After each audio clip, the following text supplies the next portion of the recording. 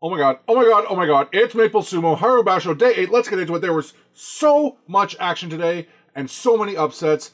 I gotta get to my favorites of the day. We'll start right off the hop. Daiseizan up from Juryo at 5-2 versus Mitakayumi, 2-5. Mitakayumi got in quick and under the armpits with both hands, keeps Daiseizan off balance, and gets a slap down to stop his 5-day losing streak. Finally, looking a little better today. Daiseizan still doing fine. He goes back down to Juryo. He's going to be, all likelihood, promoted at the end of this once he, I'm sure, secures his Kachikoshi. Next, Nishiki Fuji at 4-3 versus Kotoeho, 5-2. Koto got his favorite grip with the right hand in, left hand out, wrestled him to the edge, but then Nishiki Fuji put up a great fight at the end. They went back and forth a little bit with both grips on loosening belts, looking like both of them were going to try and pull the Mawashi off each other, until finally Kotoeho executed what had to be the world's slowest twisting Watanabe right at the edge to flop Nishiki Fuji out and claim the win, stay part of the chase pack at 6-2. Next is Tobizaru at 2-5 versus Fuji Ryoga with 4-3. These guys are meeting for the first time. Now, Tobi briefly negated the hard charge from Fuji Ryoga, and he was moved back against his bulk, which allowed them to Fuji Ryoga to just reverse direction quickly and slap him down to go up 5-3. Fuji Seiyun at 4-3 comes up against Asa Hakuryu at 5-2.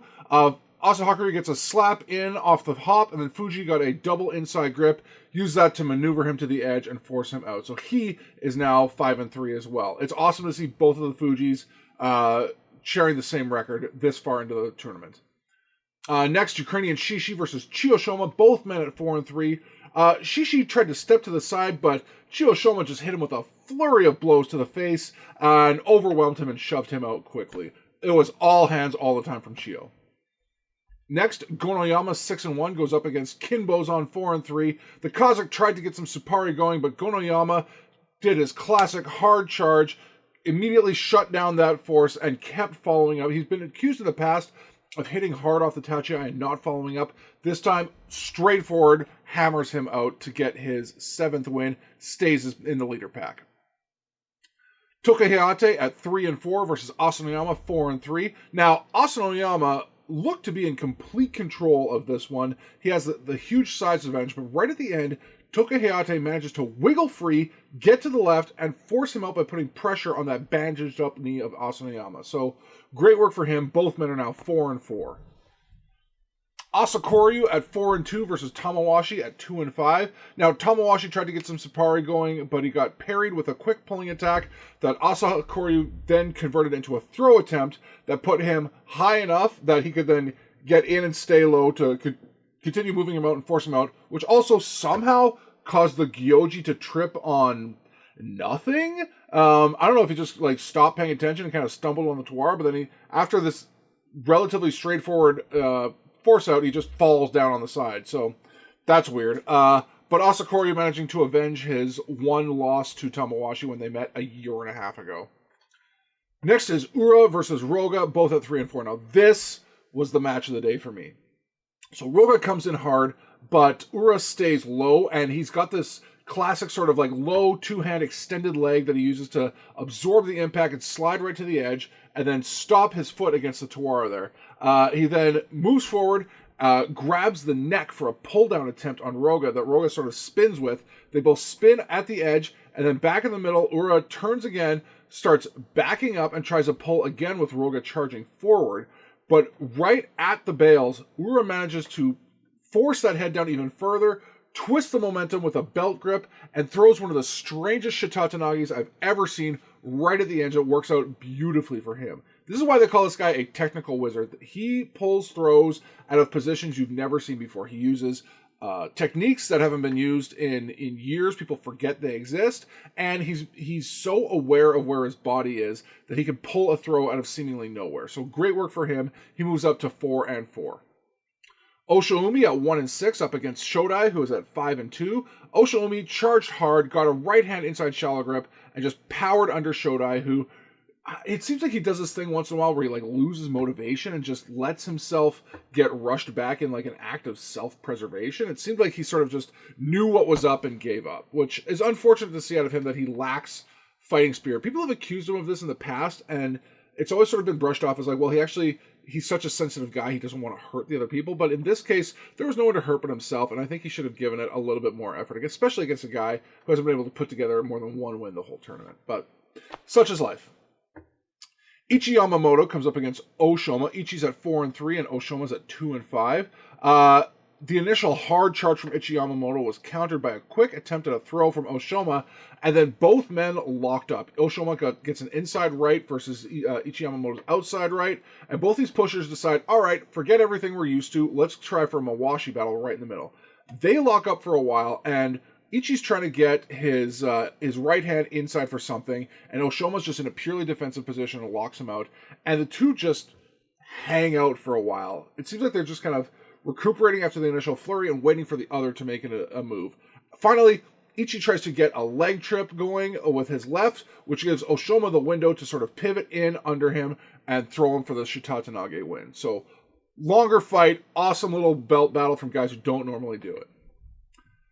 Hakano Fuji, with his 1-2-4, comes back in against Koto Shoho 6-1. This is an unfair matchup. A guy who's been very injured and a guy who's riding high. They collided headfirst in the middle, and then Koto Shoho just easily deflected him to the right and shoved him out. Hakano Fuji could not put any weight on his left. He could not put the brakes on at all to resist and just marches out. I don't think this guy should be back in the tournament right now. He needs to go get that foot dealt with, especially after having his other foot have those injuries last year. So this doesn't make sense. It's just cruelty. Onokatsu at 1-4-2 versus Oho 2-5. You want to talk about cruelty. Oho gets a deep left inside against him and lifts Onokatsu on that side to put all of his body weight and pressure on his bad left ankle, and he just sort of collapses on top of it. Again, these two guys with their foot injuries should not be in this tournament. Oho, good for him getting another win, but this just feels bad watching the walking wounded out there. Fujinokawa comes up against Yoshino Fuji, both men at 3-4. These guys are giant killers, especially in this tournament, and they came straight towards each other super hard, but Yoshino Fuji's power was on another level. He's a little bigger than Fujinokawa, and it made it look like he was twice his size, blasts him off the dohyo, and remains undefeated against Fuji. Next, Wakamoto Haru at 0-7 versus Chirano Umi 3-4. Now, Wakamoto Haru has dominated their matchup in the past, and in this matchup, he continued to dominate, getting a Kotanage arm lock throw to finally get his first win. You know, you can see a little extra shove at the edge where he was just trying to put the button on it, like, no, I need this win, and you're not gonna have any questions about who won there. A little unnecessary, but good to see him pick up a win finally. Wakataka Kage, his brother, 3-4 versus Atami Fuji at 4-3. Now, Wakataka Kage's had that bandaged up elbow, and Atami Fuji gets a lock on his elbow, refuses to let him out of it. Wakataka Kage kept a grip for some reason and refused to try and drag his elbow out of it, which just led to him getting dragged to the edge and then thrown down with it. And obviously, that elbow is a huge problem for him. You can see it in his face when he goes down and in the lack of motion in it when he gets back up. So, I mean, this guy is hurting bad. Next is Kirishima versus Takayasu. I think this will go down as the fight of the day. Both of these Sekiwake come in at 6-1, part of the leader pack. It always frustrates me when two leaders like this get put head-to-head so early in the tournament. I would rather see it happen, but these guys are so, beholden to their idea that the top division guys will fight each other early in the tournament that you wind up with a situation like this, where two guys who should be neck and neck until the end of it end up coming up together on the turning point on day 8 here. So history favored Kirishima in this matchup, but not by much, only by a couple of fights. And in the last couple of years, these guys have been basically even. They come together and bounce off of one another and sort of have a bit of a flurry of trying to get some grips that wind up swinging and missing. And eventually, Takayasu takes a swing that Kirishima parries, which lets him get into the side and get basically perpendicular on Takayasu and a deep left-hand grip.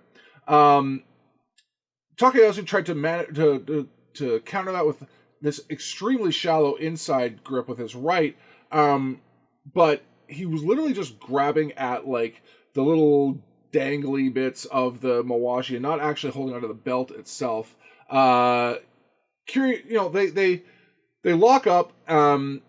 Takayasu's size advantage really allowed him to put together like a strong defense and try to, Kirishima tried probably half a dozen different times to angle towards like maybe a throw or a trip, which Takayasu was able to sort of overpower, but he couldn't deny the fact that his positioning was awful against Kirishima, and eventually that came to bite him. He tried to turn and go for a left-hand grip, but because of the angle that Kirishima's outside left was, it was impossible for him to get a hold of it, and Kiri just keeps him off the belt and then sets him up for a Sakuanage beltless arm throw. It was really hard to see Takayasu lose this one, but it was an awesome match. Both guys gave everything out there. Ao Nishiki comes up now with 3-4 versus Takanosho 6-1. Takanosho's never beaten the Ukrainian before today, but Ao Nishiki is rattled. Takanosho comes up, assaults him with his classic pushing thrusting style, rushes him back to the edge, and then immediately steps back to slap him down. This is the first time Ao Nishiki's had 5 losses in the top division, and now he's had 3 in a row. This is unlike him. He's an Ozeki. He got there fast, but you can see the pressure and the skill level are just a different beast to deal with now. He really needs to take the next tournament, focus on practice, focus on improving his... It's obviously easy to say, you should just improve your sumo, the forehead, but the reality is he's been kind of one-dimensional in his sumo, so he needs to add some extra elements to it and understand that people have seen what he's doing, and now they've come up with a counterattack. Now they've seen other people deal with him in an effective way, whether it's like locking up both arms, having an absolute blast of a Tsupari attack that keeps him from getting low and inside. I mean, the guy is solvable, and so he needs to focus, I think, on expanding his repertoire and maybe a bit of his mental game too. Who knows? Next is Harada Umi and Koto Zakura. Both are at 4-3. Koto leads this matchup 9-1. But Harada Umi comes in fast and hard, gets a double inside grip, and manages to just hop him out. His last one against this guy, the first time he beat him, was actually March of last year. So it's weird to see this sort of mirroring happen now, this repeat effect where the chaos of the March tournament lets Harada Umi get a win off a guy that he normally doesn't beat. And our final match of the day, the Yokozuna Hoshoryu at 6-1 versus Daieisho 3-4. Now, Daieisho he started rough this tournament, but he's been on a bit of a tear for the last few days. He had 3 wins in a row, dropped one yesterday, but Hoshoryu lost to him for the first time in January after beating him 9 times in a row. And maybe that kind of came back to haunt him. Daieisho came in with some good thrusting, but Hoshoryu managed to dodge and get under it, get in. He went for a belt grip that he kind of missed, and then was moving him forward and out and went in for a leg pick and just overextended himself and allowed Daieisho to move back fast enough to slap him down at the edge to hand him another loss. So Hoshoryu falls out of the leader pack. He's now following up at 6-2, but given the different sort of matchups that are going to happen next week, some of those leaders are going to be in some real trouble coming up against some much better wrestlers, and we know that Hoshoryu is a guy who is very consistent when he's on his game. So super exciting turn of the tournament here. We're going into day 9, so now things are going to start really spreading out. Some of these guys who've had a bit of an easier road to their 6-1s are going to start coming up against it. So now things are starting to really heat up, and I'm really looking forward to see what Hoshoryu and Takayasu can put together for the rest of the week. We'll see you tomorrow for day 9 of the Haru Basho. Maple Sumo is a no-plot only lore production. Check out our other podcasts at noplotonlylore.com.